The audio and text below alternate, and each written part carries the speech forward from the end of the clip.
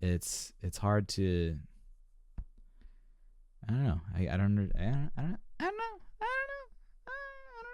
know. Sprallos, thank you for the 3 months. Just catching up on those alerts now. Thank you very much. All right, guys. Next up is Strapping Young Lad. Love. Official video.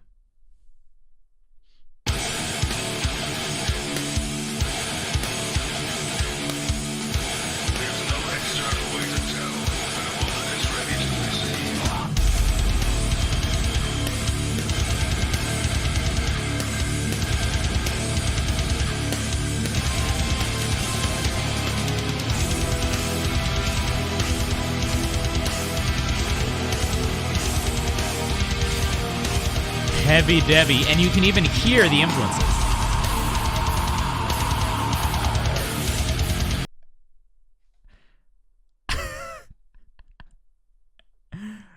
You can hear the macro harmonies coming in, and you're like, wait, it's Devin, right? He has there's such an iconic sound to his playing.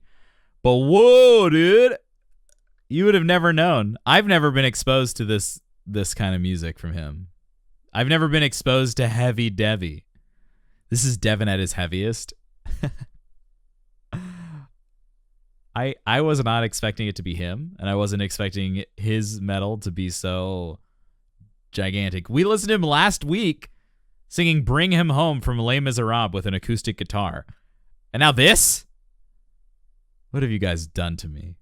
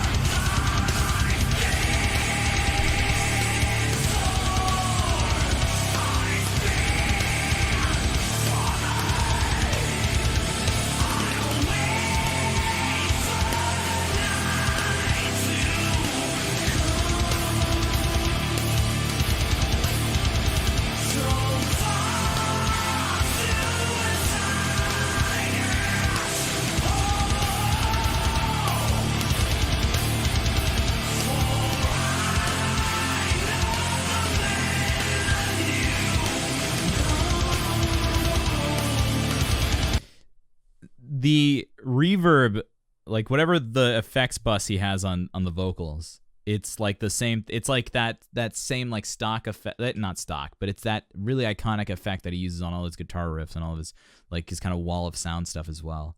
You can pick that out. You can see his face. You can pick out his vocal timbre. But the screams, man, it's like, wow. They're so rich, dude. These are such rich, like Fry screams.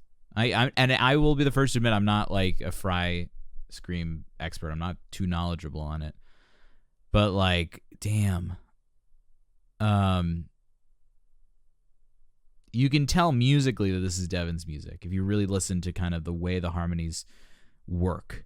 And listen to like the effects he's using. And you listen to his timbres, but I mean, this is so it almost makes me sad because I've only been exposed to the really happy and uplifting stuff that he's done, right? Because people just feel the need to share that with me. And then now I'm listening to this and I'm like, whoa, this is such a more raw experience. You know, I love this stuff. It's just a different, you know, it's very, very contrasty. I think he streams. He either streams on YouTube or Twitch. He streams concerts. Let's go raid Devy after this. Do you guys know what time he's streaming? I think Twitch is trying to get more like live sort of engineer type musicians to do things, and he's probably a better example.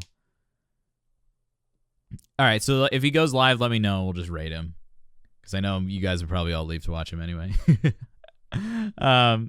But yeah, I mean, super raw. I'm really just impressed by how efficiently he's been able to, how efficiently he creates that really consistent scream in his sound, right? Damn, Tao is coming in with the Appleseed bumps. Damn, man. Damn. Tao, you can still go bump those up, right? Draining the points. Whoa. All right, we're going to listen to the Appleseed Live Studio very soon, probably.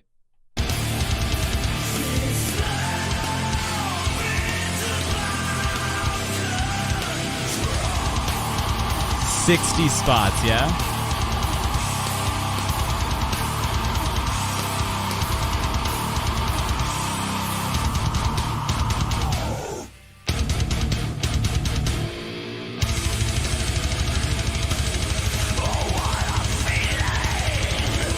I could only imagine this is incredibly demanding. There is nothing objectively healthy about scream singing. Just gonna drop that there. People who tell you that it can be healthy are really twisting the reality. And if you think I'm wrong, go pay Melissa Cross $300 for voice coaching and ask her to teach you how to scream, and then come talk to me. Well, they may have helped though, JBB. Actually, it probably didn't. But maybe in accessing the roughness. I used to smoke a lot when I was a young student singer, and I could still sing, but when I stopped, I was like 10 times better in my context of singing. Now, if I were trying to be a metal singer and trying to work on my screams, I could imagine that smoking probably helped a considerable amount in accessing that texture of sound. So 1 p.m. You said 1 p.m. PST? 3 p.m. EST. Okay, so then we can time that actually pretty nicely. I don't think I'll be on then anyway. But I would love to raid him. That would be sweet, dude. Yeah, perfect. Well, Majesticas, I owe you some feedback on some recordings you've sent me. But I would love to talk about that concept with you. It's so aggressive.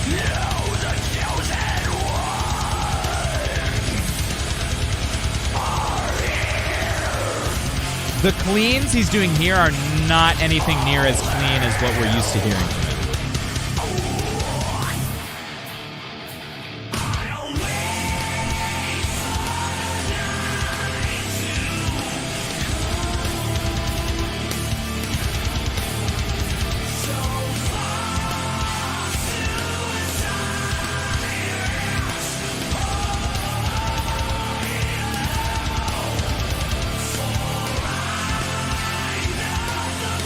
Yeah, Mike.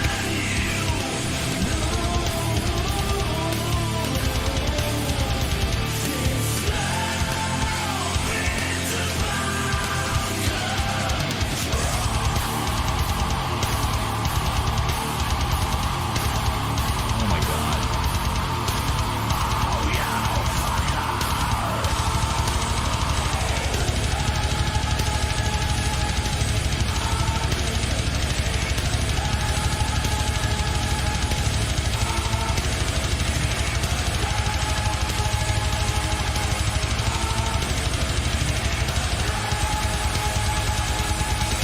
So I think when it comes to that discussion, and this is the perfect song to be talking about it, yeah, I mean, that phrase, it can be done healthily, is kind of loaded, because you can never sing in a way that's going to kill you or make you ill or hurt your actual health.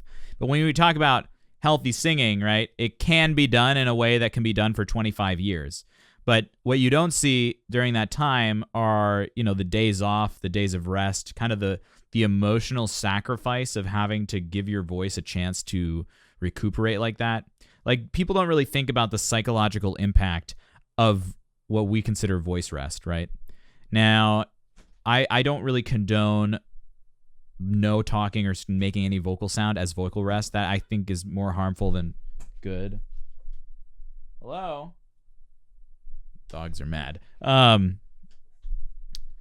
They're less powerful now. But they maybe have less of a grittiness to them, right? They're a little more healthy. But yeah, I mean, if you can make a career out of screaming for 25 years, yeah, that's fantastic. But when we say healthy singing, it's about the sacrifices you make in terms of vocal stamina, right? So I don't scream. I don't know any screamers personally, but I think there are people who make a career out of screaming who have to take days off between their concerts. Like, I would put money on this. I would bet on this. I don't know for a fact, but I would bet on the fact that people who make a career out of screaming for music have to take days off. They have to not use their voice for a certain amount of time. They have to really take the recovery process into consideration when they're doing this. Now, I think there are a lot of mental taxes on that are a little bit more negative than, if I really wanted to be a metal singer, that would be something that would stop me, was the cost of having to take time off of actually using my voice for speaking and singing in order to keep it going. Then again, I don't know if I know enough about it. So that's my hot take. Fucking clip it. Send me to Twitter jail or whatever. Ed and Rim, thank you for the tier 1 sub to Infuriel.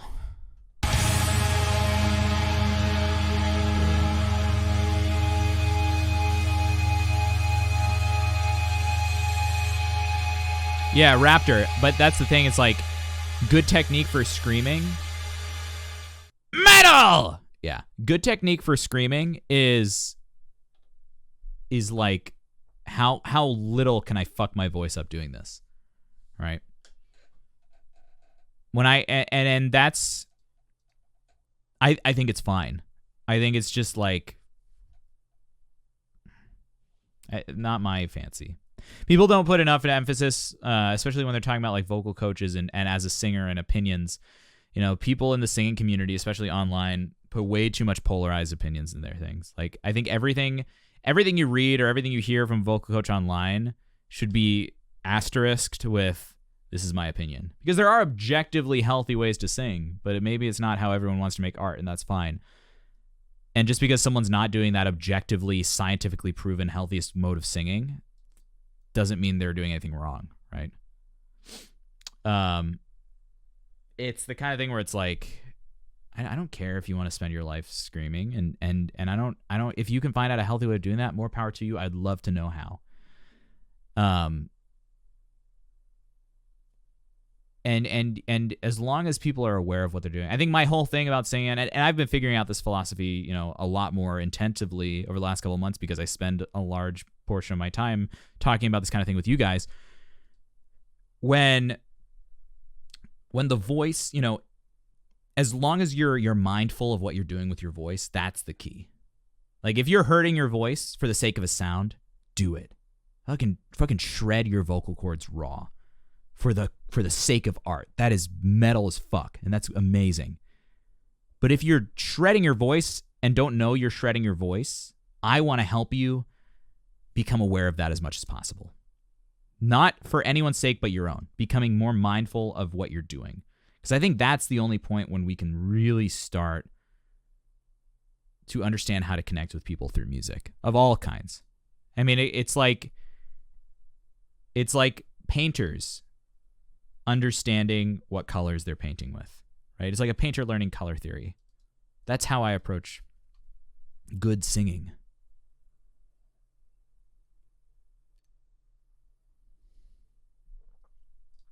As long as you are aware that you're shredding your voice and you're doing it on purpose for a reason, and it makes a sound you really want to give to your people and put in your music, then fucking do it, man.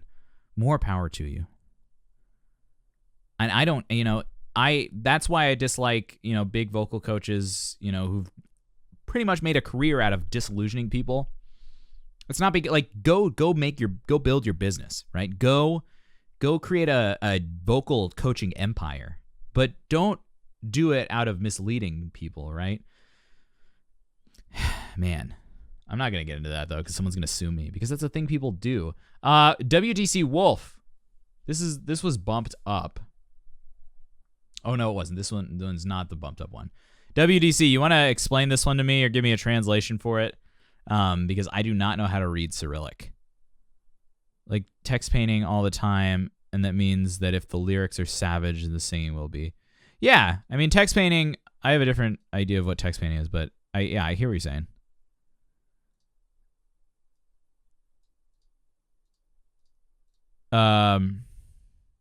It's always been Devy's approach. Well, Devin is such a mission-driven singer. He's such an idea-driven singer. And I forgot to say this in the song.